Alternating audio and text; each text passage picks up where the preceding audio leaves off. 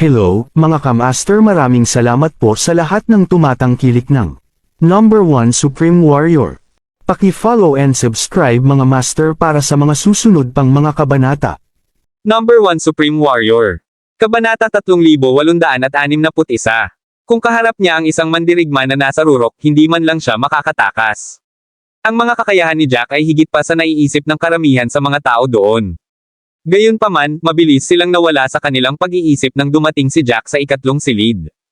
Ang ikatlong silid ay 2 beses na mas mahirap kaysa sa ika-4 hanggang ika-7 silid, novel drama. Ang mga Silver Armored Fighter ay lumitaw na sa mga silid bago iyon. Siyempre, ang mga Silver Armored Fighter na iyon ay wala kay Jack. Gayunpaman, sa anumang iba pang mga hamon, ito ay magiging isang ganap na magkakaibang antas. Sa harap ng ikatlong silid, hindi nagatubili si Jack habang kumpiyansa siyang naglakad papasok. Ang silid ay katulad ng dati, na nababalutan ng makapal na itim na ambon. Pagkapasok ni Jack sa silid, ganap na nasara ang pinto, at nagsimulang kumalat ang itim na ambon. Gayunpaman, medyo mabagal itong kumalat sa pagkakataong ito, at ang iba ay malabo na makakita ng 2 figure. Ilang tao ang nanlaki ang mata sa nakita. Sa kanilang isipan, inaasahan nilang ang ikatlong silid ay magkakaroon ng mahigit 12 manlalaban. Iniisip nila kung ito ay magiging 7 Silver Armored Fighter at 8 Steel Armored Fighter, o lahat lang ng Silver Armored Fighter. Gayunpaman, mayroon lamang 2 figure. May kinilig, 2 figures lang. Parang alam ko na kung ano ang mangyayari, pero hindi ko alam kung sakto. Sa sandaling sinabi niya iyon, mas malinaw na makikita ang 2 figure. Kahit na ito ay hindi masyadong maliwanag, maaari pa rin nilang makita ang kulay. Ang nasa kaliwa ay may gintong baluti sa katawan. Ang nasa kanan ay nakapilak. Pagkatapos nilang makita iyon, maririnig na humihingal ang mga tao. Ilang tao ang hindi alam kung ano ang sasabihin sa sandaling iyon. Natahimik ang lalaking balbas kanina matapos siyang masampal sa mukha ng galing ni Jack. Maging si Looney at ang iba pa, na may sama ng loob sa may balbas na lalaki, ay labis pa rin sa pagkabigla salamat kay Fanny. Nakalimutan na nila ang lalaking may balbas sa sandaling iyon. Bukod doon ay tuluyan ng tumigil sa pagsasalita ang balbas na lalaki, tahimik na nakatayo sa gilid, kaya hindi siya pinansin ng lahat. Ngunit, nang makita niya ang mga figurang iyon, hindi na siya nakapagpigil, isang mandirigma na nakabaluti ng ginto. Isang mandirigma na nakabaluti na ginto ang lumitaw sa ikatlong silid lamang. Diyos ko, ang hirap talaga ng ginto. Hindi magkakaroon ng easy time ngayon si Lane. Pangatlong kwarto pa lang ito, at napakahirap na. Gaano kahirap ang magiging unang kwarto? Tinitiyak ko sa inyong lahat na tiyak na hindi matagumpay na hamanin ni Lane ang unang silid maliban kung mayroon siyang kamangha-manghang kakayahan. Wala talagang pakialam ang lalaking balbas kung magsalita, at nagtaas pa siya ng boses nang magsalita siya. Ilang tao ang malinaw na nakarinig sa kanya, at lahat ay napalingon sa galit. Nakita nilang kumakabog ng dibdib ang lalaking balbas habang nakatingin sa iba na parang nagmumura. Ilang tao ang nag-roll eye sa balbas na lalaki. Parang sobra-sobra ang lalaki sa lahat ng ginagawa niya. Maging si Nalim ay hindi na naglakas loob na magsalita, ngunit ang balbas na lalaki ay nagsasalita pa rin ng isang bagyo. Mukhang nakita na niya ang resulta. Nakakuha ng atensyon ni Looney ang mga diskusyon ng balbas na lalaki. Nakalimutan na ni Looney ang lalaking may balbas noon, ngunit dahil nakatawag ng atensyon ang lalaking may balbas, walang paraan na paalisan niya ang lalaking may balbas. Kabanata 3862. Ngumisi si Looney at sinabing, nagsisimula ka na naman. Di ba sabi mo suicidal lang si Lane bago ito? Kahit na nalampasan na niya ang ika-7 kwarto, sinabi mo pa rin na mahihirapan siya pagkatapos nito. Kailan pa siya nahirapan? Tumanggi kang umamin noong sinabi kong nagbubuga ka lang ng kalokohan noon. Hindi tulad ng alam mo kung gaano kahirap ang mga susunod na yugto, ngunit naglakas loob ka pa ring i-assure ang lahat. Umasta ka na parang ikaw ang nagdisenyo ng Killing Hall. Ang mga salita ng panunuya ni Looney ay diretso sa punto. Ang balbas na lalaki ay kumilos ng puno ng kanyang sarili bago ito na nagdulot ng kaunting pagkasuklam mula sa iba. Pagkatapos ng lahat, malinaw na hindi siya ang pinakamatalinong tao sa paligid. Gayunpaman, nagsasalita siya ng may ganoong katatag na tono sa bawat oras at hindi pinahintulutan ang sinuman na pagdudahan ang kanyang mga paghatol. Naninigas ang bibig ng may balbas na lalaki habang nakatitig kay Looney. Of course, I'm not the designer of the Killing Hall. If I was so amazing, I would have killed you first. Ang mga salitang iyon ay lubos na ikinagalit ni Looney. Pati ang kapwa-alagad ng balbas ay namutla sa kanila. Sa sandaling sinabi ng lalaking balbas ang lahat ng iyon, halos gumagawa na siya ng mortal na kaaway kay Looney. Kahit na sinubukang humingi ng tawad ng balbas na lalaki pagkatapos nito, hinding-hindi siya bibitawan ni Looney. Sabik na sabik ang kapwa alagad ng may balbas kaya tinadyakan niya ang kanyang mga paa. Ang kanilang angkan ay hindi partikular na malakas, at ang lalaking balbas ay hindi rin. Walang paraan na kapareha niya si Looney, at wala man lang siyang background na minindigan laban kay Looney. Ang balbas na lalaki ay sadyang mayabang dahil sa kanyang init ng ulo. Ibinaon lang ng taong ito ang sarili ng buhay sa puntong ito. Gayunpaman, ang balbas na lalaki ay tila walang pakialam. Bagkus, tila hindi niya naisip ang alinman sa mga iyon. Kumilos lang siya kahit na gusto niya. Pinaikit ni Looney ang kanyang mga mata, at may nakamamatay na kislap sa kanila. Sige, gusto lang sana kitang turuan ng leksyon bago ito, pero lalo ka lang lumala. Dahil ayaw mong tanggapin ang kabaitan namin, kaya sinisiraan ko na lang ang sarili kong dangal kung madali lang kitang binitawan. Talagang itinulak si Looney sa isang sulok ng lalaking balbas. Nagtaas ng kilay ang lalaking balbas. Kahit gaano pa siya kapurol, napagtanto pa rin niyang lubos niyang ikinagalit si Looney. Gayunpaman, hindi niya ito pinansin. Ano? Papatayin mo ba ako kung ganoon? Lumapit ka sa akin. Siyempre, restricted area iyon, kaya hindi umatake doon si Looney. Gayunpaman, hindi ito nangangahulugan na walang anumang mga pagkakataon sa hinaharap. Ang lalaking balbas ay mukhang isang simpleng tao. Magiging madali ang pakikitungo sa kanya sa hinaharap. Ngumisi si Looney at tumalikod, hindi na nagabala pang magsalita. Ang balbas na lalaki ay kumuyam ang kanyang mga ngipin, iniisip pa rin ang problema mula noon, hindi naman ako nagkakamali. Hindi ka ba natutuwa na may ibang tao na may tumpak na paghuhusga? Ang hirap ng ikatlong silid ay nasa bubong na, lalo pa ang una. Ang mga mandirigma na nakabaluti ng ginto ay mas malakas ng kaunti kaysa sa mga mandirigmang nakabaluti na pilak. Ngumisi si Looney, hindi man lang nag-abalang makipagdebate sa lalaking balbas. Ang katotohanan ay mabilis na magpapatunay sa lahat. Hindi nagpakita ng ganoong emosyon si Jack kahit na nakaharap ang Golden Armored Fighter. Kung tutuusin, inaasahan na niya na lilito ang Golden Armored Fighter sa kasalukuyang silid o sa susunod, at tiyak, nangyari ito. Huminga siya ng malalim, nagbabalak na subukan ang ibang bagay sa pagkakataong ito. Kabanata 3863. Hindi mahina ang Destroying the Void, ngunit gustong tapusin ni Jack ang mga bagay ng mabilis, kaya pinili niyang gamitin ang Broken Soul Blade. Habang si Jack ay nagsimulang bumuo ng mga seal, isang pulang sirang talon ang lumitaw sa kanyang harapan, na lumulutang sa hangin. Ang putol na talon ay nababalot ng itim na ambon, mukhang kakaiba at misteryoso. Nanlaki ang mata ng lahat sa nakita. Karaniwan, ang mga mandirigma ay gagamit lamang ng isang uri ng pamamaraan. Kahit na iba ang natutunan nila, isa itong speed time technique. Gumagamit lamang sila ng isang diskarte sa pag-atake. Iyon ay dahil sa limitado ang oras at focus ng lahat. Ang pag-aaral ng isang pamamaraan ay gagamit ng isang malaking halaga ng oras. Kahit na ang mga nasa pinakatuktok ay kailangang maging lubhang maingat kung sila ay gagamit ng dalawang pamamaraan. Iyon ay dahil ang dalawang diskarte ay maaaring magresulta sa isang mandirigma na hindi masyadong mahusay sa alinman, na nagiging sanhi ng isang matinding pagbaba sa kapangyarihan. Iyon ay isang bagay na maaaring nakamamatay. Gayunpaman, mayroon talagang higit sa isang pamamaraan si Jack sa kabila ng kanyang napakaraming kasanayan. Higit pa rito, ginagamit niya ang ibang pamamaraan laban sa Golden Armored Fighter. Ibig sabihin mas malakas pa ang ibang teknik kaysa sa nauna niya. Nagdulot ito ng medyo reaksyon. Karamihan sa kanila ay hindi makabisado kahit isang pamamaraan. Si Jack sa kabilang banda ay hindi lamang natuto ng dalawang diskarte, ngunit pareho din silang napakalakas. Iyon ay walang katotohanan. Ito ay talagang hindi kapani-paniwalang nakakabigo sa kanila. Kung ikukumpara sa isang henyo sa peak na ganoon, pakiramdam nila ay dapat na silang mamatay. Sa sandaling sinimulan ni Jack ang kanyang pag-atake, gumalaw din ang mga mandirigma. Dalawang mandirigma ang nagsimulang singilin si Jack. Ang Golden Armored Fighter ay 2 beses na mas mabilis kaysa sa Silver Armored. Ilang segundo lang ay nasa harapan na ni Jack ang Golden Armored Fighter. Sa pagharap sa nakamamatay na layunin, hindi man lang kumurap ang mata ni Jack. Siya ay tumulak pasulong, at ang Broken Soul Blade ay bumaril pasulong sa Golden Armored Fighter na parang isang palaso.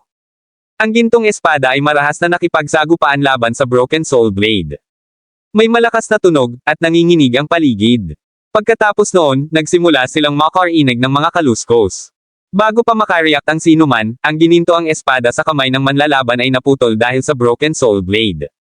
Ang tanawing iyon ay nag-iwan sa karamihan ng mga mandirigma doon na nakabuka ang mga bibig. Nakalimutan pa nilang huminga. Masyadong baliw iyon. Nasira niya ang sandata ng Golden Armored Fighter sa isang strike. Naalala pa nila kung gaano kahirap si Looney at ang iba pa para talunin ang Golden Armored Fighter.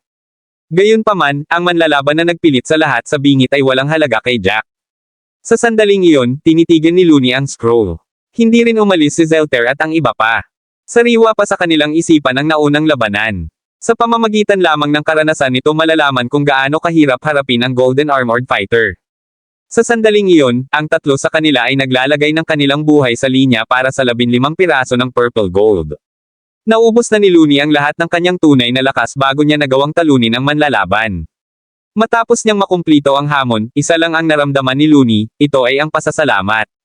Siya ay nagpapasalamat na ang kanyang pinakamalakas na pag-atake ay halos hindi nagawang talunin ang Golden Armored Fighter.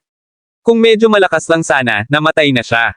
Gayunpaman, sa pagtingin sa kung paano hinarap ni Jack ang Golden Armored Fighter, naramdaman niyang biro ang mga kaisipang iyon. Maging ito ay ang bakal, pilak, o gininto ang nakabaluti ng mga mandirigma, lahat sila ay tila marupok na parang papel sa harap ni Jack. Para bang wala silang banta. Habang iniisip ito ni Looney, may isa pang basag mula sa scroll. Kabanata 3864. Nagmamadaling isinantabi ni Looney ang kanyang mga iniisip nang lumingon siya. Nakita niya na ang Golden Armored Fighter ay ganap na nagyelo, at ang kulay abong espada ay tumago sa dibdib nito. Hindi mabilang na mga spot ng liwanag ang lumalabas sa sugat nito, mabilis na bumabalot sa buong katawan ng Golden Armored Fighter. Sa sumunod na segundo, nagkalat ang Golden Armored Fighter sa hindi mabilang na mga spot ng liwanag. Sa sandaling iyon, nasa harap na ni Jack ang Silver Armored Fighter. Si Jack ay tumusok pasulong, at ang plain at hindi mapagpanggap na talem ay naglalaman ng hindi kapani-pani walang malakas na dami ng katangian ng kaluluwa. Ang Broken Soul Blade ay ganap na sumanib sa kulay abong espada. Ang Silver Armored Figure Silver Sword ay nakipagsagupaan sa gray na espada sa kanyang kamay, dahilan para marinig ang mga bitek. Gaano man katalas ang talem, nabigo itong tumayo sa lakas ng kaluluwa ni Jack. Karaniwan, kung ang dalawang puwersa ay pantay na malakas, ang talem ay natural na mas matalas kaysa sa kaluluwa, at ang mga kakayahan nito sa pag-atake ay natural na magiging mas mahusay. Gayunpaman, ito ay isang ganap na naiibang sitwasyon. Nasa Storm God rank na ang teknik ni Jack. Ang sword aura na nagmumula sa Silver Armored Fighter ay ganap na na-outclass ng soul energy ni Jack. Ito ay hindi kahit na nagkakahalaga ng pag-usapan. Ang pagkatalo ng Silver Armored Fighter ay natiyak. Muling sinaksak ni Jack ang pasulong, tumago sa dibdib ng Silver Armored Fighter. Tulad ng Golden Armored Fighter, ang Silver Armored Fighter ay parang impas na lobo. Gayunpaman, hindi hangin ang lumalabas sa dibdib nito, kundi mga spot ng liwanag. Ang lahat ng iyon ay nangyari sa isang iglap lamang. Ang mga spot ng ilaw ng Golden Armored Fighter ay hindi pa man ganap na naa-absorb. Ang Silver Armored Fighter ay naging liwanag din. Hindi mabilang na mga spot ng liwanag ang pinagsama-sama, at nasisipsip sa loob ng ilang segundo. Dumagundong muli ang pintong mahigpit na nakasarang, at lumitaw ang koridor sa likod ni Jack. Si Jack ay katulad ng dati, hindi nagpapakita ng labis na emosyon habang dahan-daang lumabas sa ikatlong silid. Ang pangkalahatang kasanayan ng Golden Armored Fighter ay nasa antas ng isang mandirigma na medyo mataas sa mga nasa itaas ng average. Pinatay ni Jack ang napakarami sa kanila sa Chaos City na parang wala lang sila kay Jack. Hindi man lang naging hadlang kay Jack ang mga Golden Armored Fighters na kinatatakutan at ikinamangha ng lahat ng manunood. Sa sandaling iyon, walang gaanong talakayan sa gitna ng mga manunood. Ito ay isang ganap na kaibahan sa kung paano ang mga bagay ay dati. Higit sa lahat, ang lahat ay masyadong nabigla sa ngayon kung ano ang sasabihin. Walang nangahas na magsabi ng anuman tungkol kay Jack sa sandaling iyon. Maging ang lalaking may balbas ay ganap na natahimik sa sandaling iyon, hindi nangangahas na magsabi ng kahit isang bagay. Ang balbas na lalaki ay nakatingin pa kay Jack na may ibang tingin. Sa sandaling iyon, hindi niya talaga alam kung ano ang sasabihin. Ang naunang paghatol na ginawa niya ay tuluyan ng nabasag ni Jack sa isang sandali. Siya ay naging isang biro. Ang akala niya ay mahirap para kay Jack ang Golden Armored Fighter, ngunit ang Golden Armored Fighter ay tila hindi naiiba sa Steel at Silver Armored kay Jack. Ang balbas na lalaki ay ganap na natigilan sa sandaling iyon. Pagkaraang pumasok sa ikalawang silid, malabo na naaninag ni Jack ang dalawang figure. Nagkaroon ng parehong dami ng mga numero sa pangalawa at pangatlong silid. Ito ay malayong mas mababa kaysa sa mga silid noon. Ang mga silid noon ay may hindi bababa sa 4 na kalaban, at sila ay magtutulungan pa. Ang itim na ambon ay kumalat, at dalawang Golden Armored Fighter ang malamig na tumingin kay Jack. Tumaas ang isang kilay ni Jack, nananatiling kalmado. Ito ay hindi nakakagulat sa kanya sa lahat. Bago pa nila makita ang husay ni Jack, akala ng mga humahamon ay tiyak na mamamatay ang sinumang makakaharap sa dalawang mandirigma na nakabaluti ng ginto. Walang ibang posibilidad. Kabanata 3865. Gayunpaman, walang nag-isip na mabibigo si Jack sa pagkakataong ito. Akala nila ay mabilis itong makukumpleto ni Jack tulad ng dati. Kahit na ang dalawang Golden Armored Fighter ay hindi magiging ganoon kahirap sa kanya. Oo nga, wala pang 10 segundo ang inabot ni Jack bago niya tuluyang natalo ang dalawang manlalaban. Pagkatapos, naglakad ulit si Jack sa koridor. Unti-unting bumabawi ang lahat sa kanilang katahimikan at nagsimula muli ang mga talakayan. Sabi ng isang payat na lalaki na nakakunot ang noo, nakarating na siya sa huli. Talagang isang himala. Akala namin ay mamamatay si Lane sa ikapitong silid, ngunit naabot niya ang hanggang dito nang hindi nagtagal. Lahat ng 6 sa mga naunang silid ay natapos na ni Jack sa loob lamang ng ilang segundo. Dagdag pa sa oras na huminto siya sa corridors, 5 minuto lang ang ginugol ni Jack. Hindi pa sapat ang oras na iyon para i-compose ng iba pang mga challenger ang kanilang mga sarili. Sa pag-iisip pa lamang tungkol doon, medyo ilang tao ang nagkaroon ng ilang komplikadong emosyon. Napansin nila na hindi lang sila mas mahina kaysa kay Jack, ngunit maging ang kanilang kaisipan ay mas mahina rin kaysa sa kanya. Sa sandaling iyon, nakatayo na si Jack sa harap ng huling pinto. Ang loob ay madilim pa rin gaya ng dati, at walang nakakakita kung ano ang nasa loob. Sa pagkakataong ito, hindi na pumasok si Jack tulad ng dati. Sa halip, huminto siya sa koridor. Sa pagtingin doon, medyo nakahinga ng maluwag ang ilang tao. Sa totoo lang, hindi nila alam kung bakit nila ginawa iyon. Parang mas relax ang pakiramdam nila dahil may ginawa si Jack na sa tingin nila ay normal lang. Pagkakita nyo ay parang may naisip ang payat na lalaki. Sabi niya, walang paraan na hindi pa namin narinig ang tungkol sa isang taong kasing lakas ni Lane. Ang Whirling World ay hindi sa isang lugar na madali mong itago. Kailangan mong ipakita ang iyong mga kakayahan upang makakuha ng mga mapagkukunan. Kahit na ang mga nakatayo sa tuktok ay hindi susubukan na iwasan ang mga hamon para lamang itago ang kanilang mga sarili. Hanggat sila ay nakikilahok sa mga hamon sa loob ng mga lungsod, mag-iiwan sila ng impresyon sa mga mandirigma doon. Ang isang taong kasing lakas nito ay dapat na pamilyar sa lahat. Pagkatapos niyang sabihin iyon, tumayo ang payat na lalaki at sinabi sa lahat ng mga mandirigma doon, wala bang nakakakilala kay Lane dito? Walang paraan na tahimik siya sa buong oras. Ang mga mandirigma na nakatayo sa tuktok ay hindi lamang nahulog mula sa langit. Maliban kay Lane, alam na ng lahat ang iba sa antas na iyon. Ang tanging paliwanag ay si Lane ay isang kakaibang tao na nagtago sa kanyang sarili sa buong panahon. Gayunpaman, ang sinumang gumawa nito ay dapat na may problema sa kanilang mga ulo. Pagkatapos ng lahat, lahat ay pumasok sa Whirling World upang dumaan sa mga hamon at manalo ng mga mapagkukunan. Nais nilang pagbutihin ang kanilang sarili. Napakalaking kawalan na talikuran ang napakaraming hamon para lamang masorpresa ang lahat. Walang paraan ng isang matino ay gagawa ng anumang bagay na walang katotohanan. Base sa ipinakita ni Lane sa kanilang lahat, mukhang walang problema si Lane sa kanyang ulo. Bago ito, napakaraming tao ang nag-iisip na si Lane ay kumilos ng baliw dahil hindi nila siya naiintindihan. Sinubukan nilang suriin siya sa pamamagitan ng kanilang lens. Pagkatapos ng tanong niya, malalim na naman ang usapan ng lahat. Sinimulan ng lahat na subukang alamin kung may nakarinig sa pangalang Lane, at kung may nakakita sa kanya noon. Kabanata 3866. Malinaw na may mga taong nakakaalam kung sino ang lalaking iyon, at alam pa na ang pangalan niya ay Jack Woods, hindi Lane Wool. Siyempre, hindi kailanman ibubunyag ni na Lorraine at Mart ang impormasyong iyon. Nagtanong ang lahat sa paligid, at walang nakakuha ng anumang kapaki-pakinabang na impormasyon. Sa dami ng tanong nila, lalo silang naguguluhan. Parang kakahulog lang talaga ni Lane sa langit. Sa bandang huli, ang payat na lalaking iyon ay tila nagtapos nang sumimangot siya at sinabing, mukhang hindi si Lane Wool ang tunay niyang pangalan, kahit ang mukha niya ay baka disguise. Naninigas ang ekspresyon ni Lorraine nang marinig iyon. Nilinggan niya si Mart. Huminga ng malalim si Mart, ngunit medyo kumaibot ang kanyang mga mata.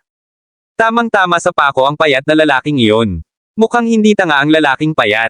Gayunpaman, pagkatapos niyang gawin ang conclusion na iyon, hindi siya umimik.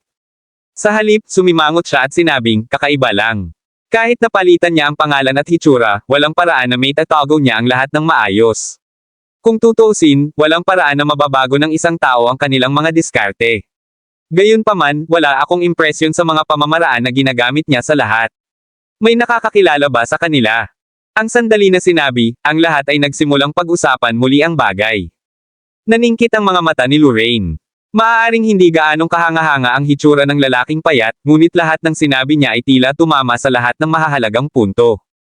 Nang mga sandaling iyon, nag-alala pa si Lorraine na malantad ang tunay na pagkatao ni Jack. Parang hindi naman magtatagal ng ganon katagal.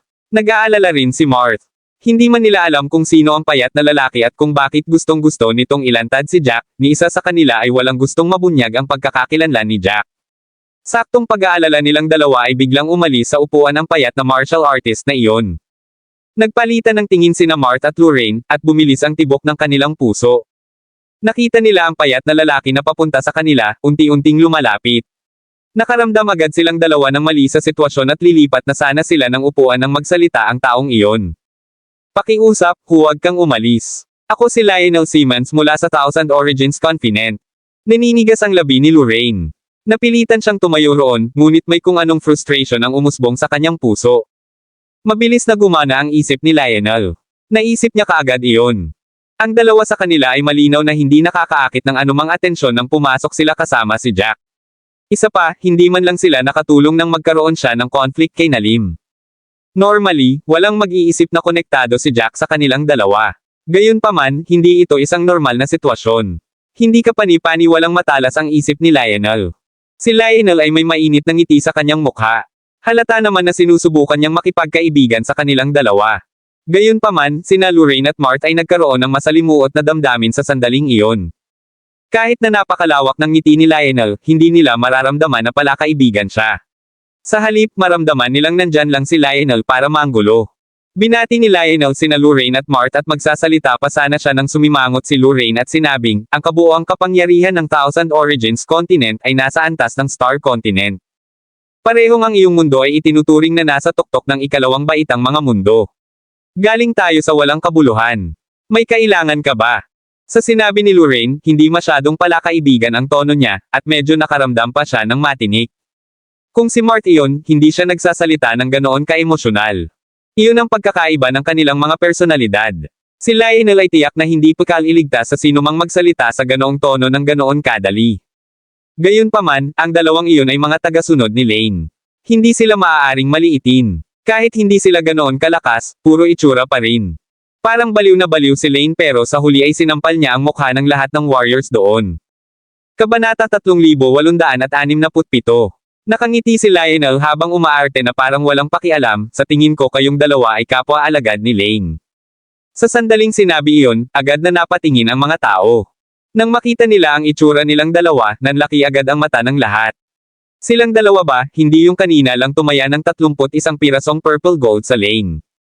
Noong panahong iyon, akala ng lahat ay baliw silang dalawa at nagtataka kung paano sila nakagawa ng napakaraming purple na ginto.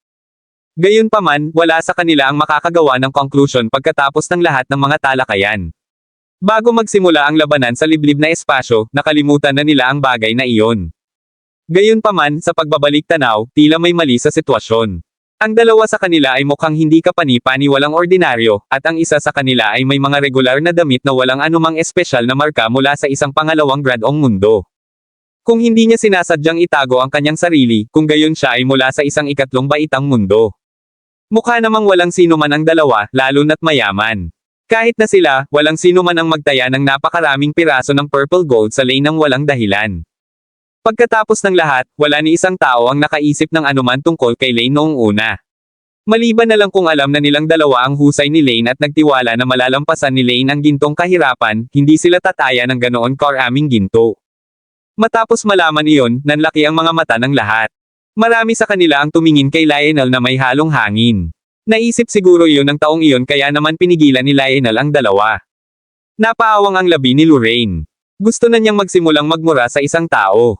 Silang dalawa ay tiyak na hindi mga kapwa-alagad ni Jack. Kung sila talaga, o kung mas malapit sila sa kanya, paprotektahan sila ni Jack kapag may nangyari. Pagkatapos, hindi sila tututol na ibigay ang kanilang mga pagkakakilanlan. Gayunpaman, ang dalawa sa kanila ay hindi masyadong pala kaibigan kay Jack. Si Lorraine sa partikular ay labis na nasaktan si Jack sa simula. Kung wala sila sa restricted area, baka binawian na siya ng buhay. Kung aaminin nila kung sino sila, at nalantad ang pangalan ni Jack, magiging kaaway din sila ng Star Continent. Pinatay ni Jack ang dalawang matataas na miyembro ng Star Continent sa isang pagkakataon at lubusang nasaktan sila. Gayunpaman, ang mga mandirigma ng Star Continent ay hindi maglalakas loob na maghiganti kay Jack ng napakadali. Gayunpaman, magkaiba silang dalawa. Regular warrior lang silang dalawa sa huli. Kung sumubok lang ng kahit ano laban sa kanila ang Star Continent, hindi kakayanin ng dalawa. Sa ganoong sitwasyon, walang paraan na sila ay maglakas loob na ihayag ang kanilang sarili. Gayunpaman, inilalantad sila ni Lionel sa harap ng lahat. Galit na galit sina Lorraine at Mart kay Lionel sa sandaling iyon. Si Lionel ay isang taong napakabilis. Siya ay patuloy na pinupuri ng kanyang mga nakatataas mula sa kanyang angkan. Sa sandaling iyon, isa lang ang intensyon ni Lionel, na maging mas palakaibigan kay Lane. Kung lalapitin niya si Lane ng pribado, malamang na hindi siya guguluhin ni Lane. Pagkatapos ng lahat, ang mga nakatayo sa tuktok ay patuloy na nakakaakit ng pansin. Gusto ng lahat na mapalapit sa kanila. Kahit na mayroon siyang disenteng katayuan at husay, hindi siya ganoon kahusay sa huli.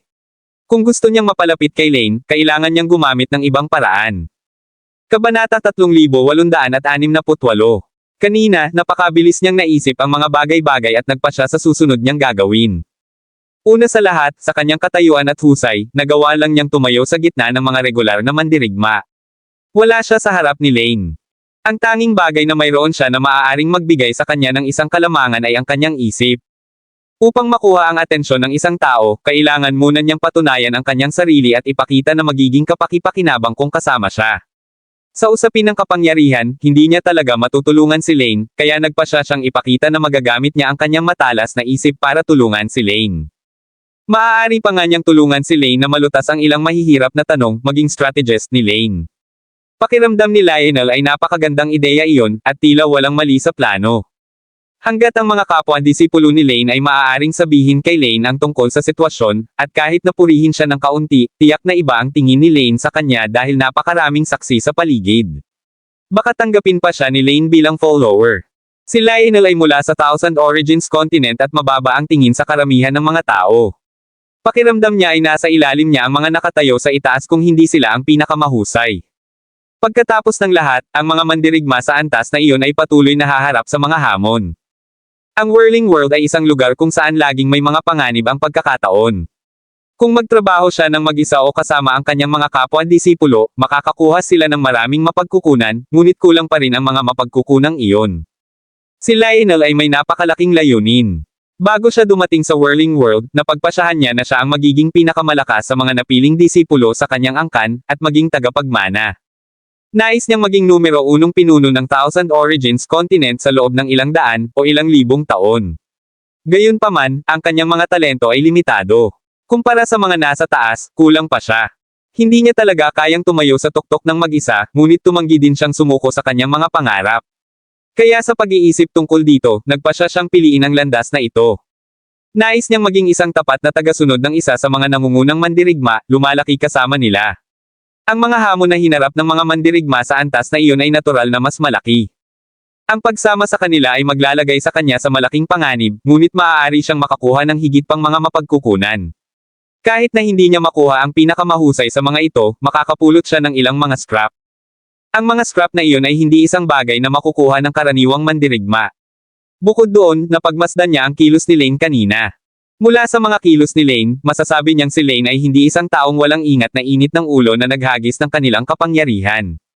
Kung may kasama siyang ganoon, kailangan lang niyang siguraduhin na ipakita ang kanyang halaga. Kung gayon, tiyak na makikitungo si Lane sa kanya. Napatingin si Lorraine kay Lionel na may pagkadismaya. Si Lorraine ay isang napakatuwid na tao, at hindi niya masabi kung ano ang gusto ni Lionel. Naramdaman na lang niya na si Lionel ay hindi kapani-pani walang nakakainis. Sinubukan ni Lorraine na hindi makita, ngunit pinilit ni Lionel na itapon sila sa limelight. Kung wala siyang reserbasyon, sinimulan na niya ang pagmumura kay Lionel. Si Mart ay nasa parehong sitwasyon. Akala niya ay nakakainis si Lionel. Kung tumahimik sila at hindi masyadong gumawa ng eksena, hinding-hindi sila makakakuha ng atensyon. Gayunpaman, ito ay naiiba sa sandaling iyon. Sa pagkakataong ito, napagtanto ng lahat na ang kanilang relasyon ni Jack ay hindi pangkaraniwan. Kahit na gustong-gusto ni Mart na sundan si Jack, hindi niya nagawang manalo ng anumang pabor kay Jack. Kung may nangyari man, hindi niya alam kung paprotektahan siya ni Jack. Kabanata 3869. Napaawang ang labi ni Lorraine, so bakit ang dami mong sinasabi? Anong kinalaman nating dalawa sa'yo? Bakit kailangan ka naming makausap? Nakaramdam ng galit si Lorraine kaya naman nanginginig ang kanyang katawan. Nanigas ang ekspresyon ni Lionel. Halatang hindi niya inaasahan na ganito ang magiging reaksyon ng dalawang kapwa-alagad ni Lane. Bakit parang tutol sila sa pagtatangka niyang sumama sa kanila? Dahil kaya sa kanyang hitsura ay nagbabanta sa kanilang posisyon. Naisip ito ni Lionel at nakatitiyak sa kanyang hula. Siguradong matakot silang dalawa na manakon niya ang kanilang kulog. Kaya naman parang napakaaway nila. Sa pag-iisip tungkol doon, napangiti si Lionel. May kislap ng pang-aalipusta sa kanyang mga mata. Nagtataka siya kung ano ang iniisip ni Lane na magkaroon ng dalawang ganoong problemadong tao bilang kanyang mga tagasunod. Ang sino mang may kalahating utak ay hindi kikilos ng labis na bigo at nagseselo sa publiko. Kahit na gusto nilang sumalungat sa iba, kailangan pa rin nilang ipakita na sila ay mapagbigay habang nasa publiko. Ang dalawa sa kanila ay halos nakasulat ang kanilang mga emosyon sa kanilang mga mukha. Naging madali ang pakikitungo sa mga taong tulad nito. Huminga ng malalim si Lionel. Isang malaking ngiti ang sumilay sa kanyang mukha habang sinabing, si Lane ay tiyak na nangangailangan ng isang mahusay sa diskarte sa kanyang tabi. Gusto ko lang na irekomenda ninyo akong dalawa sa kanya. Talagang gagawin kong mas madali ang buhay ni Lane sa hinaharap. Lahat ng iba ay may mga mukhang realization sa kanilang mga mukha nang marinig nila ang lahat ng iyon. Hindi nakapagtataka na ang lalaking iyon ay napakapilit na alamin kung sino si Lane, ngunit huminto pa rin sa tamang oras. Mabilis niyang natukoy kung sino ang mga tagasunod ni Lane at nag-isip tungkol sa pagkakakilanlan ni Lane. Kung siya noon ay hihilingin na maging isa sa mga tagasunod ni Lane, tiyak na makukuha niya ang atensyon ni Lane. Ang mga taong matalino ay palaging kapaki-pakinabang. Kanina, hindi masyadong pinalaki ang mga salita ni Lionel. Kung siya ang maging strategist ni Lane, makakapagbigay siya ng maraming pag-iisip. Matutulungan pa niya si Lane na malutas ang ilang mahihirap na problema. Kahit na ang lakas ay ang lahat sa mundo, ang mga matalino ay nakakuha ng isang kalamangan kahit saan.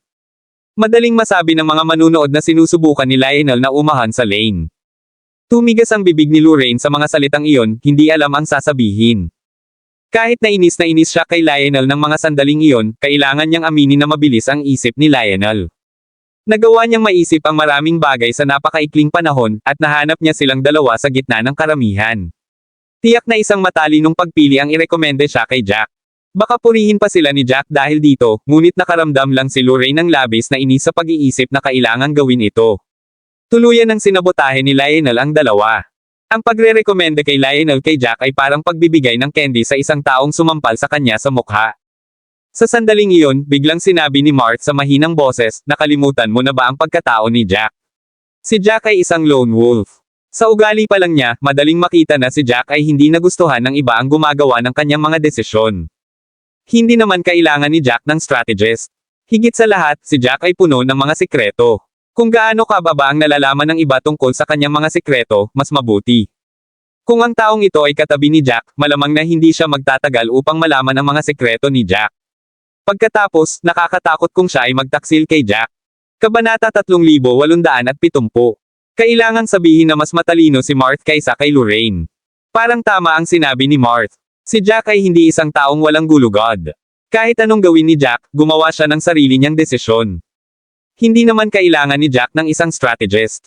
Malayo na ang narating niya na umaasa lang sa sarili niya. Isa pa, biglang tumalon si Lionel at sinabing siya ang magiging strategist ni Jack. Talagang matalino siya, ngunit walang makakatiyak sa kanyang intensyon. Kung siya ay naging tagasunod ni Jack at nakipagtulungan sa mga kaaway ni Jack ng lihim, kung gayon ito ay nag-aanyaya lamang ng isang lobo sa tahanan ni Jack. Ang iniisip pa lang ay kinilig na si Lorraine. Ang mga matatalino ngunit nag-iisa tulad ni Lionel ay kapaki-pakinabang, ngunit tiyak na may mga lugar kung saan kailangan nilang harapin ng mabuti. Sa personalidad ni Jack, siguradong hindi niya gugustuhin na may ganoong tao sa tabi niya. Iyon ay dahil ang isang tulad na ay isang ticking time bomb lamang. Pagkatapos mag-isip tungkol dito, ginawa ni Lorraine ang desisyon. Ngumisi siya at tumingin kay Lionel, paumanhin, hindi niya kailangan ng strategist. Umaasa siya sa sarili niya all this time. Sa sandaling sinabi, muling natigilan si Lionel. Akala niya ay napakatalino niyang gumanap upang maakit ang atensyon ni Lane at mataranta ang dalawa pa. Hindi niya inaasahan na magselos silang dalawa, maging ang mga desisyon para kay Lane. Huminga ng malalim si Lionel. May malamig na kislap sa kanyang mga mata. Hindi siya susuko kay Lane. Para sa kanilang dalawa, kailangan niyang humanap ng pagkakataon para maalis ang mga ito. Napaawang ang labi ni Lionel nang lumingon sa iba. Malamig niyang sabi, nakita ng lahat ang nangyari kanina lang. Sabi mo hindi kailangan ni Lane ng strategist. Alam mo ba kung ano ang iniisip niya? Bakit ka nagdedesisyon para sa kanya? Kitang-kita ang banta sa boses ni Lionel. Kahit sinong may kaunting utak ay masasabing sinasabi niya kay Lorraine na nakita ng lahat ang nangyari. Kailangan lang niyang itulak ng kaunti, at si Lane ay maaring marinig ang lahat. Pagkatapos, ang kanilang mga aksyon ay malantad. Bukod doon, parang nagdedesisyon si Lorraine kanina. Sinadya ni Lionel na isipin ng lahat na si Lorraine ang gumagawa ng mga desisyon ni Lane. Napaawang ang labi ni Lorraine nang magsimula siyang magalit. Sa pagkakataong iyon, biglang humakbang si Nalim, no wonder kinausap mo ako sa ganyang tono kanina. Kaya isa ka sa mga aso ni Lane. Nagdilim ang mukha ni Lorraine nang marinig iyon. Masyado lang siyang mainitin ang ulo at magagalit sa ilang salita lang. Akmang susumpin niya si Nalim nang pigilan siya ni Marth. Inabot ni Marth at hinaila si Lorraine sa likod niya. Hindi man magkagusto ang dalawa, nasa iisang bangka sila ng mga sandaling iyon. Hindi niya hahayaang akayin si Lorraine ng ganoon. Nakataas ang kilay ni Marth habang naglalakad. Dumiretso siya kay Nalim, "You're the last person with the right to say that." Alam mo kung bakit? Sa sandaling sinabi, nagsimulang tumawa ang lahat sa paligid nila. Tamang-tama ang sinabi ni Marth. Malinaw na si Nalim ang pinakatapat na aso doon at tumanggi pa siyang tanggapin na siya ay isang aso, itinapon ang kanyang timbang kung saan-saan. Kabanata 3871. Tinatawag talaga ng kaldero ang tukor na itim sa sitwasyong iyon. Kailangan niya talagang tingnan ang sarili niya sa salamin. Nang marinig ang tawanan ng lahat, namula ng tuluyan ang mukha ni Nalim. Hindi na kailangang magpaliwanag ni Marth para maintindihan niya ito. Galit na galit si Nalim sa sandaling iyon. Pakiramdam niya ay sisubog na siya anumang segundo. Sa sandaling iyon, sa wakas ay napagtanto niya na hindi lang si Lane ang may matalas na bibig. Maging ang mga tagasunod ni Lane ay hindi madaling pakitunguhan. Mas lalo lang siyang matatawa kung itutuloy niya kaya naman tikom ang bibig ni Nalim. Malamig na tiningnan ni Lionel si Lorraine, mas alam ninyong dalawa kung ano ang makakabuti sa inyo. Kung hindi, huwag niyo akong sisihin kung hindi ko sinabi sa inyo. Kitang-kita kung ano ang sinasabi ni Lionel sa mga salitang iyon, ngunit naisip na ni Lorraine ang mga bagay-bagay. Tiningnan lang niya ng malamig si Lionel, hindi nag-abalang magpatuloy sa pagsasalita. Nagtakip ng ngipin si Lionel, na galit sa dalawa. Pinasara nila siya sa harap ng napakaraming tao. Magbabayad sila ng masakit na halaga para doon. Pumasok siya. Pumasok na rin siya sa wakas. May excited na sumigaw ng mga sandaling iyon. Sa scroll, ang figure ni Jack ay pumasok na sa unang silid. Isang dagandong ang maririnig mula sa balumbon. Napabuntong hininga ang lahat. Sa wakas ito na ang huling kwarto. Sa wakas ay nakita na nila kung ano ang silid sa gintong kahirapan. Pagkatayo ni Jack doon, unti-unting nawala ang itim na ambon. Isang kakaibang figure ang lumitaw sa harapan. Lahat, nang makita ang figure, medyo marami ang nagsimulang mag-usap sa isa't isa ng may pagtataka, ano iyon? Kristal ba iyon? Ang kalaban sa harap ni Jack ay hindi isang golden armored fighter o steel armored fighter. Ito ay isang kalaban na gawa sa ganap na transparent na kristal. Tinawag ito ng lahat na manlalaban ng kristal. Ang kristal na manlalaban ay iba sa ibang mga mandirigma. Kahit papaano ang tatlong iba pang mandirigma ay mukhang tao. Ang kristal na manlalaban ay mukhang ganap na gawa sa enerhiya. Nagtaas ng kilay si Jack. Ramdam na ramdam niya ang explosive power na nagmumula sa crystal fighter. Tuluyan itong tinapakan ng tatlo pang mandirigma mula noon. Kung hindi siya nagkamali, malamang na nasa level ng isang mandirigma ang crystal fighter na nakatayo sa tuktok. Kumunat ang noo ni Jack. Kung ginamit niya ulit ang Destroying the Void, baka hindi talaga siya katapat ng crystal fighter. Iyon ay dahil ang mga nasa tuktok ay kadalasang gumagamit ng mga diskarte sa upper ultimate god rank, at karamihan ay umabot sa ikalawang yugto ng mastery. Naperpekto pa sila ng mga nasa pinakatuktok. Ang mga henyo ay mga henyo sa huli. Habang iniisip iyon, napabuntong hininga si Jack. Kung wala sa kanya ang mga alaala ng mga sinaunang bayani, hinding-hindi siya makakarating doon ng mag-isa. Pagkatapos ng lahat, kahit anong uri ng pamamaraan ito, kailangan itong maunawaan. Ito ay hindi lamang nangangailangan ng isang malaking halaga ng oras, ngunit din ng talento. Kung si Jack ay wala ang kanyang mga alaala, kung gayon walang halaga ng mga diskarte ang magiging halaga ng anuman. Para bang nasa pinakamagandang sitwasyon siya.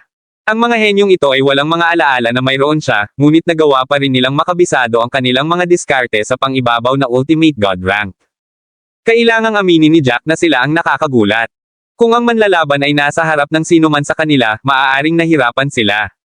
Gayunpaman, iba ito para sa kanya. Si Jack ay hindi gumamit ng Upper Ultimate God Rank Technique, ngunit isang Storm God Rank Technique. Kabanata 3872. Ang ilan sa mga mandirigmang iyon na nakatayo sa tuktok ay hindi pa nakakita ng mga diskarte sa pagrarango ng Diyos ng Bagyo.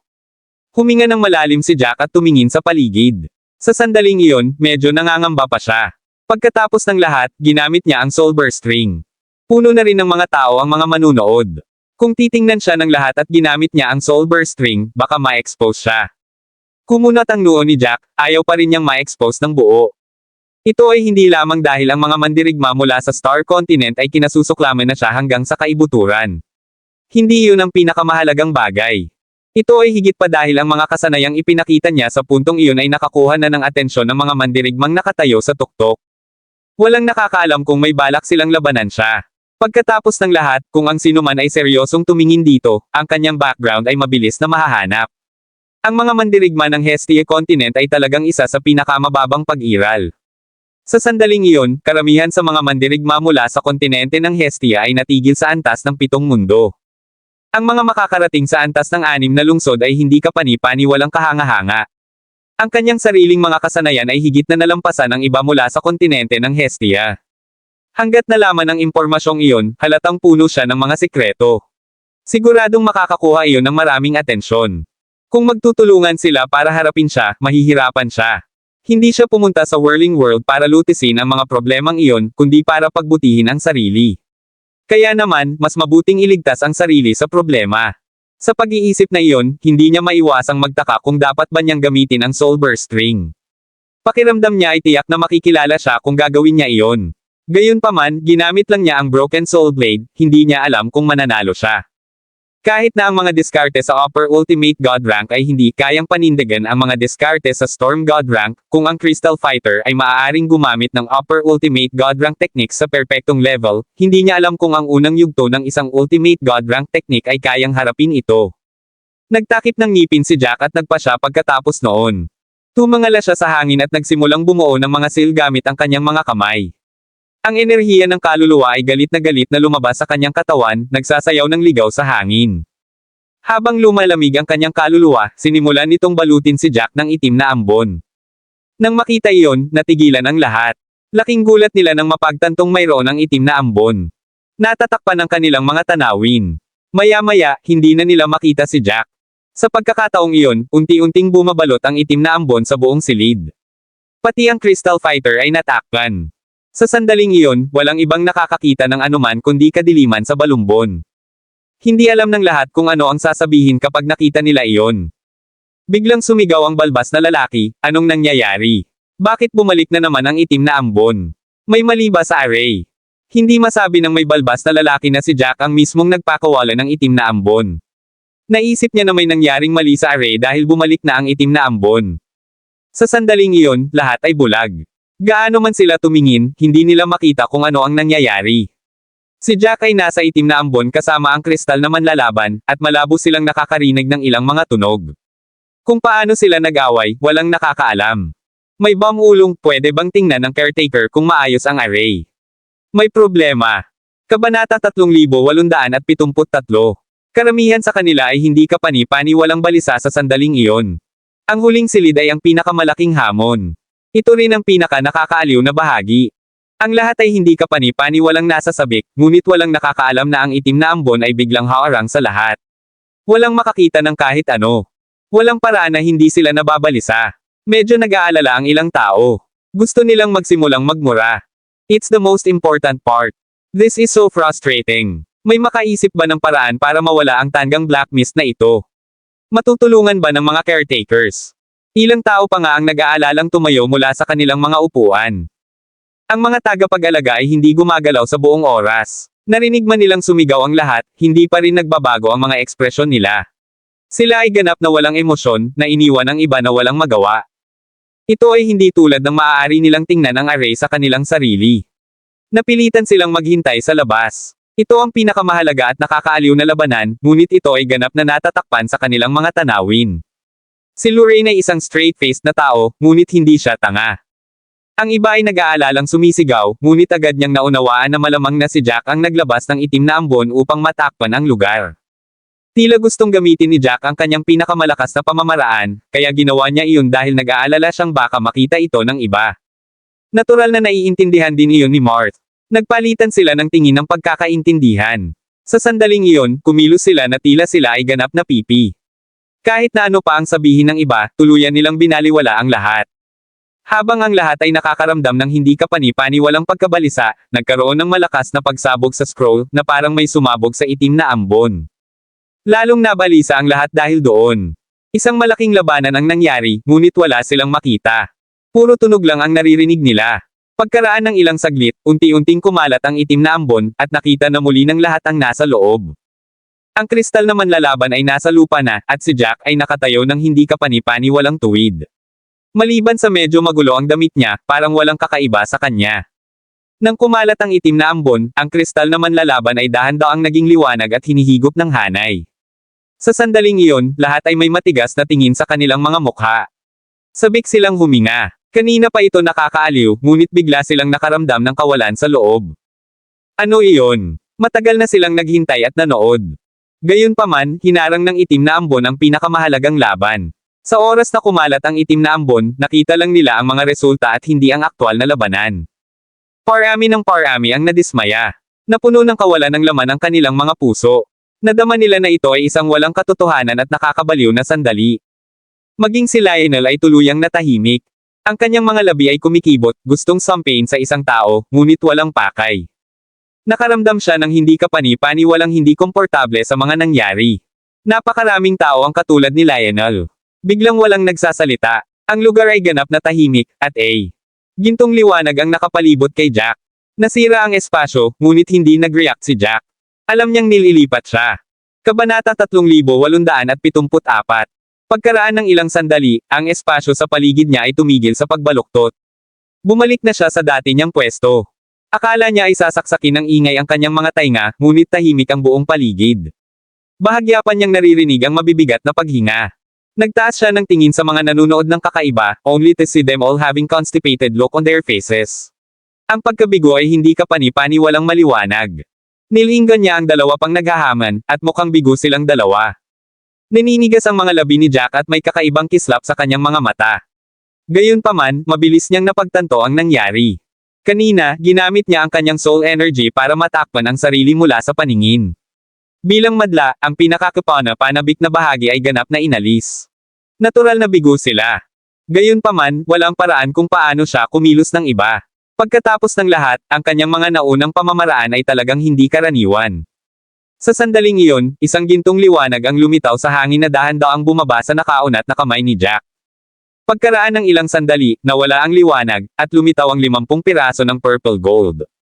Sa pagtingin doon, lahat ng mga naunang pagkabigo ay nawala. Sumirit ang tahimik na audience. Hindi pa sila nakakita ng 50 piraso ng purple gold na magkasama. Ang 50 piraso ng purple na ginto ay katumbas ng 500 milyong spirit crystal.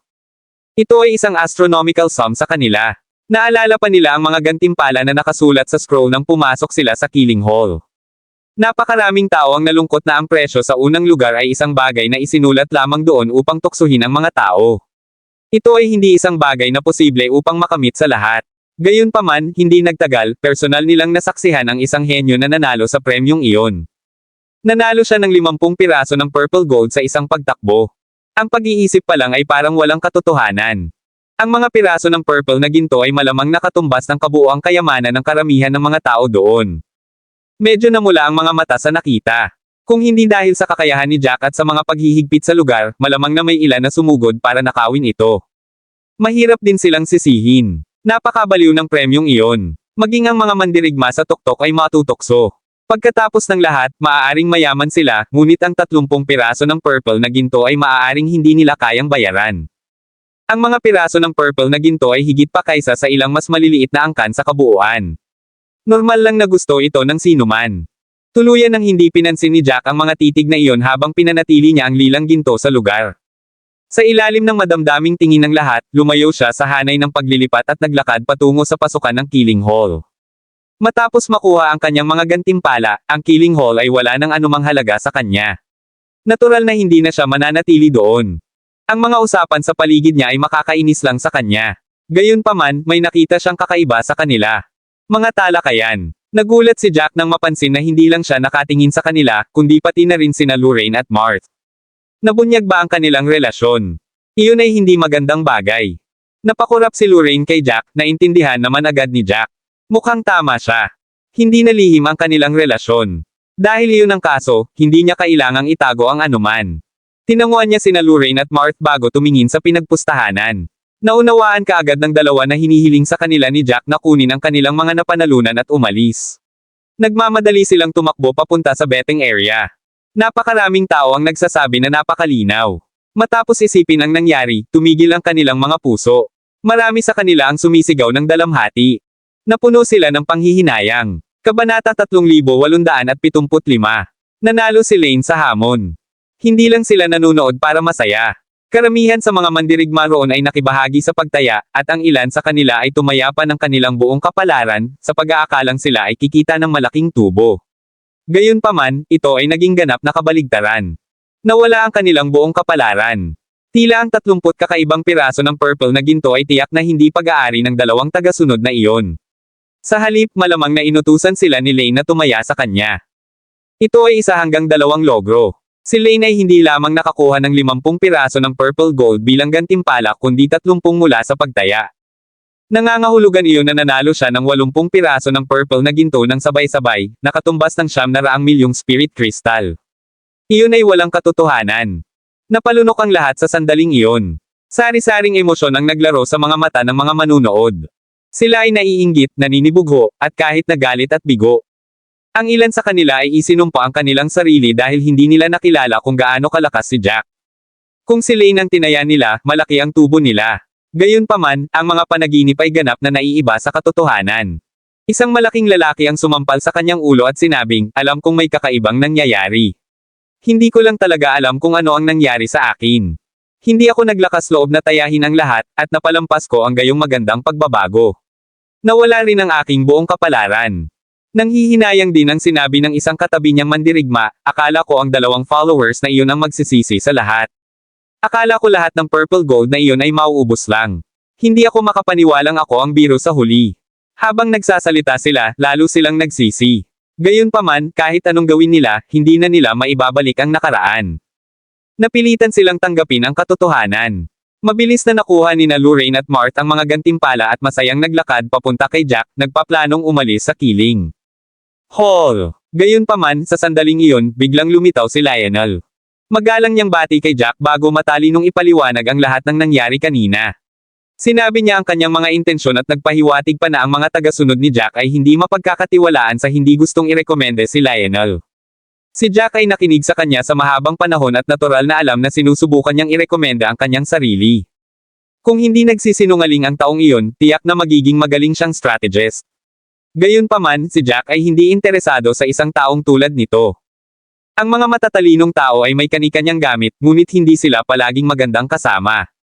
Ang mga taong iyon ay karaniwang hindi lamang matalino ngunit may sariling intensyon. Baka mabaril niya ang sarili niya sa pagtanggap ng ganoon. Furthermore, inisip ni Jack na kailangan niya ng strategist. Puno siya ng sikreto at ayaw niyang may nangungulit.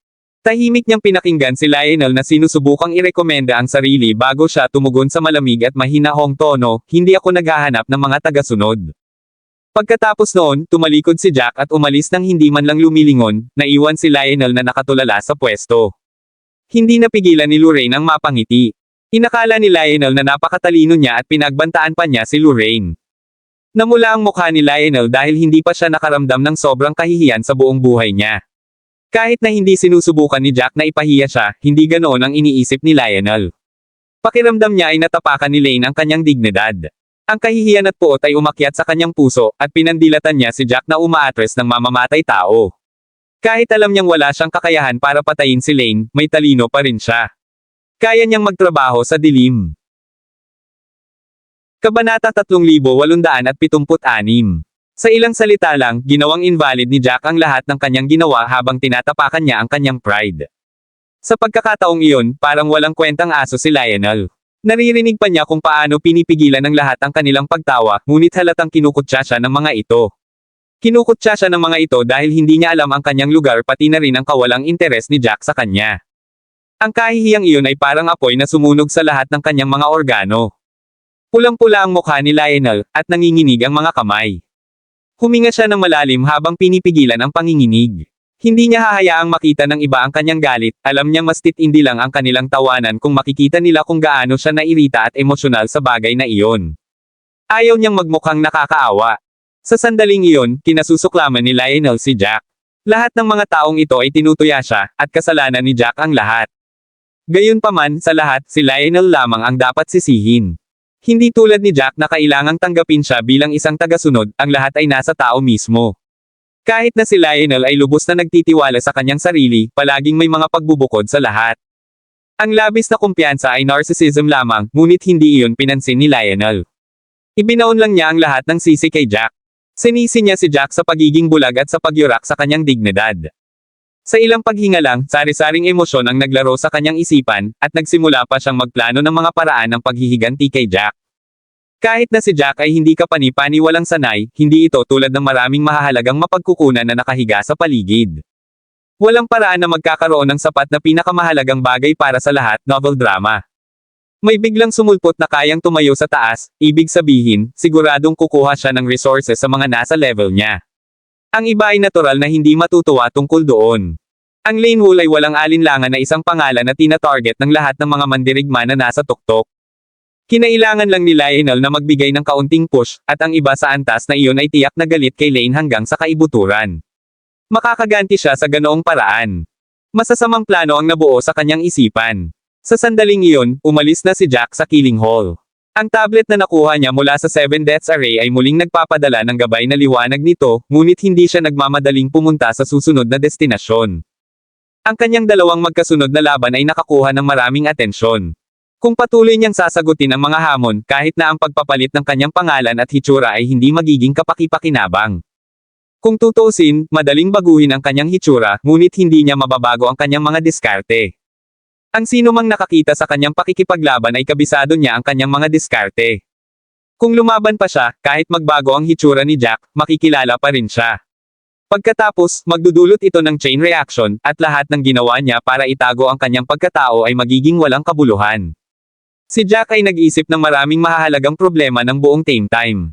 Ang kanyang hitsura ay tiyak na makakaakit ng maraming atensyon.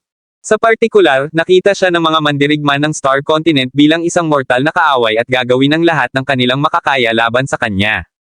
Upang maiwasan ang sarili sa anumang hindi kinakailangang problema, kailangan niyang magplano ng mga bagay-bagay. Mayroong ilang mga inn sa labas ng Violet City, na nilalayong maging pansamantalang pahingahan ng mga mandirigma. Sila rin ay mga lugar upang makakuha ng impormasyon. Regular na nagkukwentuhan ang lahat habang nagpapahinga at nagiinuman doon. Pinag-uusapan nila ang kanilang mga plano at nag-uusap tungkol sa anumang kakaibang pangyayari. Sa sandaling iyon, si Jack at ang iba ay nagbalat kayo, at wala silang gagawin sa susunod na mga araw. Hanggat sinisigurado nilang mag-iingat, hindi sila makikilala. Walang waiter sa inn, at may isang caretaker lang na nakatayo sa isang sulok. Nagbigay lamang sila ng mainit na tubig at kubyertos para sa mga mandirigma. Ang anumang bagay ay kailangang ibigay sa kanilang sarili. Kabanata 3877. Pumasok silang tatlo sa isang inn na puno ng pag-uusap habang ang lahat ay nag-uusap ng may labis na interes. Halos kalahating arena ang laki ng inn. May mga 80 hanggang 70 na mesa doon, at 70% ng mga mesa ay puno. Matalas ang mata ni Lorraine, at agad niyang nakita ang isang mesa sa isang sulok. Mabilis niyang sinabi kina Jack at Marth bago siya sumugod para maupo. Pagkaupo nilang tatlo, kumuha si Marth ng espiritual na tsaa na nakuha niya ilang taon na ang nakararaan at nagsimulang gumawa ng tsaa. Bagamat nananatili ang kanyang pagkamuhi kay Lorraine, nasa iisang bangka silang tatlo sa puntong ito. Kung ipagpapatuloy niya ang pakikipagtalo kay Lorraine ng walang tigil tulad ng dati, makakainis lang ito kay Jack. Noong hinahamon ni Jack ang Killing Hall, nagkasundo silang dalawa sa isang pansamantalang tigil-tigilan. Ibinuhos ni Marth ang tsaa sa isang tasa at magalang na iniabot ito kay Jack. Tinikman ni Jack ang tsaa, at isang matamis na halimuyak ang pumasok sa kanyang katawan. Pagkatapos niyang inumin ito, ang mahinang espiritual na enerhiya sa loob ng tsaa ay nasisipsip sa kanyang katawan. Bigla siyang naging komportable. Tumanggo siya kay Marth na nagpapakita ng kanyang pagpapahalaga sa tsaa. Matingkad na ngumiti si Marth na parabang nakapulot ng pera sa sahig. Hindi napigilan ni Lorraine na imulat ang mga mata. Gustong-gusto ni Mart na pag-isipan ang mga maliliit na bagay na para bang siya ay isang utusan. Hindi niya kailanman magagawa ang anumang bagay na malaki sa bilis na ito. Siyempre, hindi niya sinalita ang kaisipang ito, itinago lang niya ito sa sarili niya hindi tulad ng dati. Pagkatapos ng lahat, sila ay nasa isang tigil-tigilan, at kailangan niyang tiisin ang hindi niya gusto. Walang pakialam si Mart kung ano man ang tingin sa kanya ni Lorraine. Gusto lang niya ng approval ni Jack. Umubo si Lorraine at hinimas ang kanyang ilong, sinabi sa mahinang boses, nagmamadali kang umalis at hindi mo nakita ang ekspresyon ni Lionel, ngunit nakita ko. Si Lionel ay nakatingin sa iyo ng masama. Parang pinatay mo ang kanyang buong pamilya. Napakaliit niya, gayon pa man nais niyang maging strategist mo. Ano ang isang biro? Kung mayroon akong mga kasanayan, hindi ko nais na isang strategist na tulad nito. Kung gagawin mo ang anumang bagay na hindi niya gusto, he might end up holding a grudge and go against you any moment. Hindi ba makakasama lang iyon sa sarili mo? Iniisip pa lang ni Lionel kung paano tumingin si Lionel kay Jack nang may ganoong galit, parang gusto ni Lionel na sibakin si Jack. Kahit na ang husay ni Lionel ay nangangahulugan na hindi niya kayang harapin si Jack ng direkta, biro para sa kanya na isipin ang tungkol sa paghihiganti. Desisyon ni Jack kung gusto niya siya o hindi bilang isang tagasunod, ngunit mukhang hindi iyon iniisip ni Lionel. Siya ay isang maliit na tao lamang, walang hiya at kasuklam-suklam sa kanyang mga aksyon, na inuuna lamang ang kanyang pakinabang. Para bang ang anumang ginawa nila ay ganap na hindi makatwiran. Tiyak na hindi haharapin ni Lionel si Jack sa publiko, ngunit tiyak na magtatago siya sa mga anino, naghihintay na hampasin. Kahit na hindi maisip ni Lorraine kung ano ang maaari niyang gawin, tiyak na magiging kasuklam-suklam ito. Matapos isipin iyon, nagsimulang mag-alala si Lorraine. Nagtaas ng kilay si Jack bago humigop ng tsaa. Maraming maliliit na tao ang ganyan. Gayunpaman, kung maglakas loob siyang gumawa ng anumang galaw sa dilim, magdurusa siya. Ito ay hindi tulad ng Jack ay hindi kailanman nakilala ang sinumang tulad nito bago. Gayunpaman, gaano man kasaya ang mga taong ito sa kanilang mga pukana, ang mga bagay ay palaging magiging kakila-kilabot para sa kanila. Kabanata 3878. Sa ibang paraan ng pagsasalita, ang mga taong tulad ni Lionel ay bahagyang mas kapaki-pakinabang na gastusin. Sa mata ng tunay na malalakas, ang mga taong tulad nito ay maaaring isakripisyo anumang oras. Ang pakikipagtulungan sa sinumang mandirigma na nakatayo sa tuktok ay maglalagay lamang sa kanyang sarili sa panganib. Nanunuya si Mart at sinabing, isa siya sa mga nag-iisip na matalino sila. Ang dami niyang kinukuha tungkol sayo sa harap ng napakaraming tao at inilantad pa nga kami, pero kahit kailan ay hindi niya naisip na baka ayaw mong ilantad ang iyong pagkatao. Para rin sa ating dalawa. He made his assumptions, thinking that he'd be able to show his worth if he did, but all he did was frustrated us. Maaaring matalino siya, pero masyado niyang iniisip ang sarili niya. He'll end up cause his death one way or another. Tumango si Jack. Tama si Mart, masyadong mayabang si Lionel. Siya ay malamang na mas matalino kaysa sa karaniwang tao na nakakuha sa kanya ng maraming papuri ngunit naging sanhi ng kanyang pagiging magarbo at hindi kapani-pani walang makasarili. Hindi siya isang taong gagawin iyon. Pumunta ng malayo. Kahit na kailangan ni Jack ng isang strategist, hindi siya maghahanap ng isang tulad niya. Pagkatapos ng lahat, ang kanilang mga paghatol ay hindi palaging tama, ngunit hindi nila aaminin ang kanilang pagkakamali sakaling mangyari ito. Umiling si Lorraine. Ano man. Kalimutan natin siya. Ang mga tulad niya ay magtatagpo sa kanilang kamatayan sa kalaunan. Magtatapos siya ng pagbibigay ng kanyang buhay. Panipi. Naglabas siya ng isang piraso ng purple gold mula sa kanyang spatial storage at hinawakan ito ng mahigpit sa kanyang palad. Natakot siya na baka may makakita nito nang ilabas niya ito, tumingin-tingin kung saan-saan. Buti na lang at nag-uusap ang lahat, at walang nakatingin sa sulok kung saan nandoon silang tatlo. Gayunpaman, upang maiwasan ang anumang gulo, hindi niya inilagay ang lilang ginto sa mesa ngunit hinawakan niya ito sa kanyang kamay habang tuwang-tuwang ipinakita kay Jack at Mart. Ang lapad ng ngiti niya na halos umabot sa tenga. Bulong ni Lorraine, halos lumuwa ang kanyang excitement sa kanyang mga mata, mayroon akong 10 milyon ngayon. Dahil alam niya ang personalidad ni Lorraine, hindi siya kailanman kikilos ng napakabaliw maliban kung siya ay nasa sabik sa bingit. Siya ay madalas na kumilos sa isang medyo matayog na paraan karaniwang, ngunit sa sandaling ito, siya ay mukhang isang maliit na negosyante na kumita lamang ng isang maliit na kapalaran. Tumaas ang isang kilay ni Mart at naglabas din ng isang piraso ng purple gold. Nakita ni Jack ang pagkibot ng mga labi ni Mart. Gusto niyang ngumiti, pero sa gitna ng pagpupumilit niyang pigilan ang ngisi niya, medyo nabaluktot ang ekspresyon niya. Tuwang-tuwa silang dalawa. Nakapasok lang silang dalawa sa Violet City dahil kay Jack, at dahil dito, nakita nila ang maraming hindi kapani-paniwalang malalakas na mandirigma sa loob. Maging ang malalakas na mandirigmang iyon ay nabigo sa mga naghamon sa Violet City, at ang ilan sa kanila ay namatay pa. Ang mga bagay na ito ay lubhang nakaapekto sa kanilang pag-iisip. Naunawaan nila na nakatayo sila sa ilalim ng Violet City at hindi sila makakakuha ng marami, ngunit nagulat sila nang makitang hindi napigilan ni Jack ang dalawa sa pagsunod sa kanya. Kahit na hindi sila mga tagasunod ni Jack at hindi ganoon kahusay ang pagganap, hindi niya sila sinisisi. Nagawa pa nilang gumawa ng maraming salamat sa kanya. Sa Slaughter Hall, ang dalawa sa kanila ay naglabas ng mahigit 1,000,000 spirit crystal at itinaya ito kay Jack. Kabanata 3879.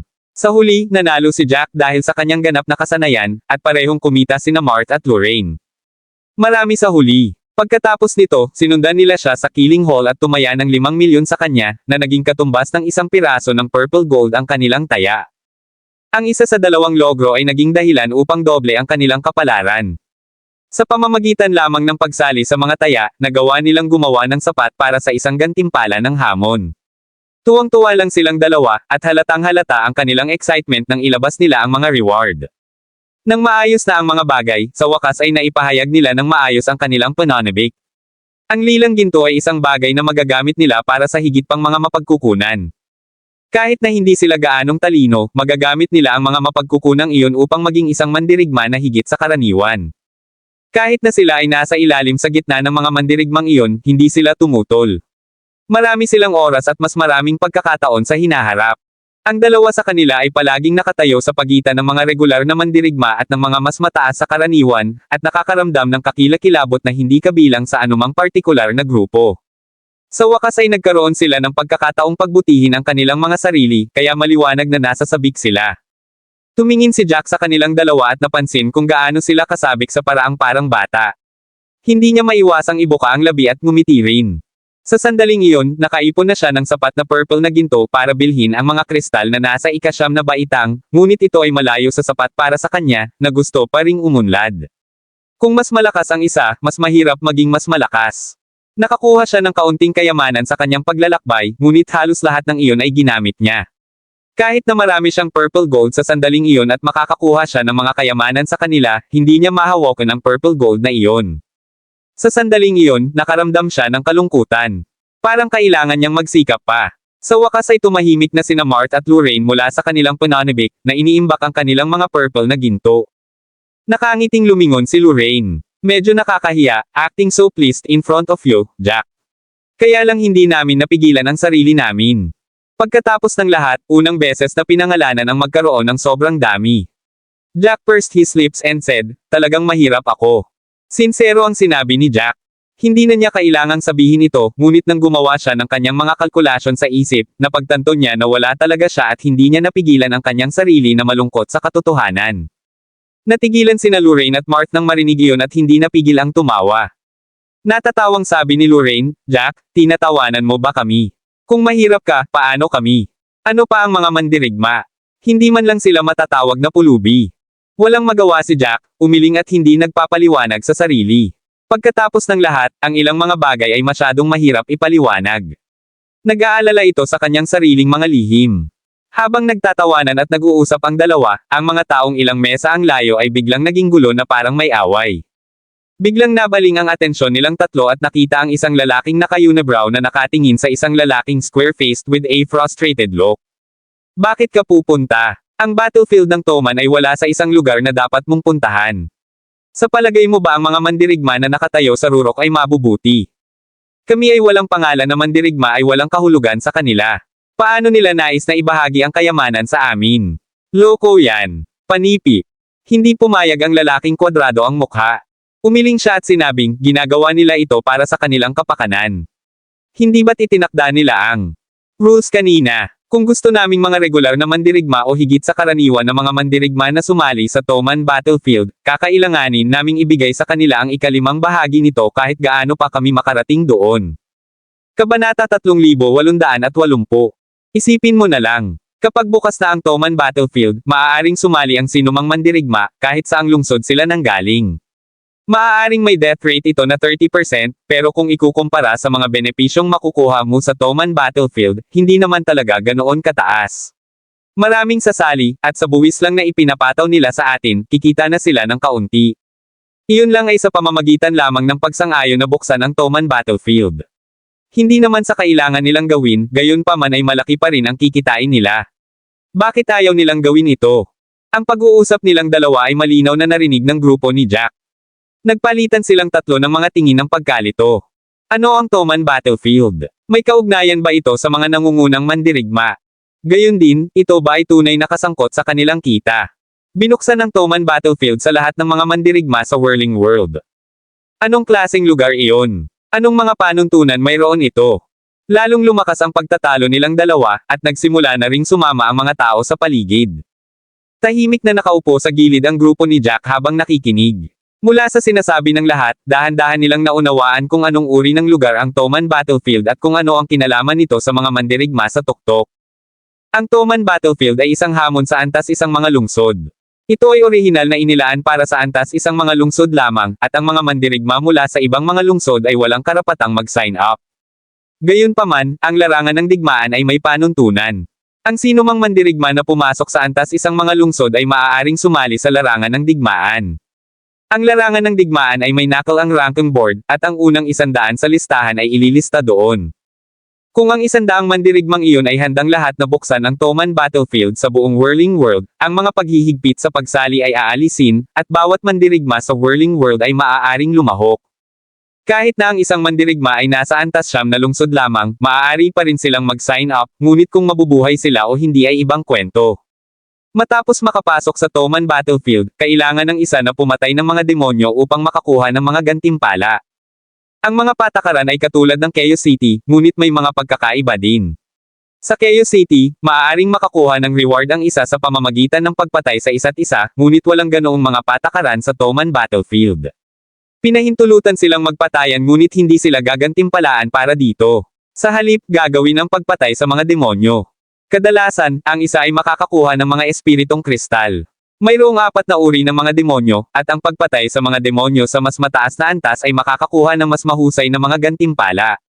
Ang 4 na klasifikasyon ng demonyo ay berdeng demonyo, pulang-pula na demonyo, natatanging demonyo, at demonyong hari. May nakapatay na ng demonyong hari noon at nakakuha ng 2 piraso ng purple gold bilang gantimpala. 2 piraso ng purple na ginto ay katumbas ng 20 milyong spirit crystals, na hindi maliit na halaga.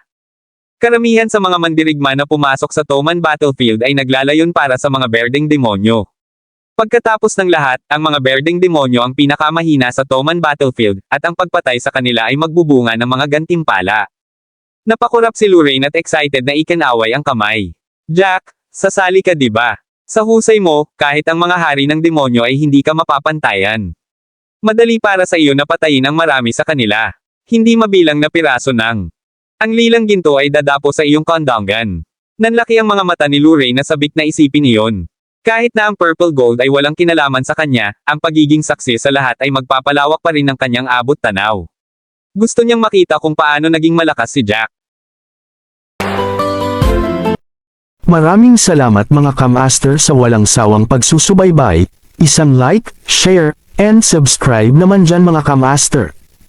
Abangan ang susunod pang mga kabanata.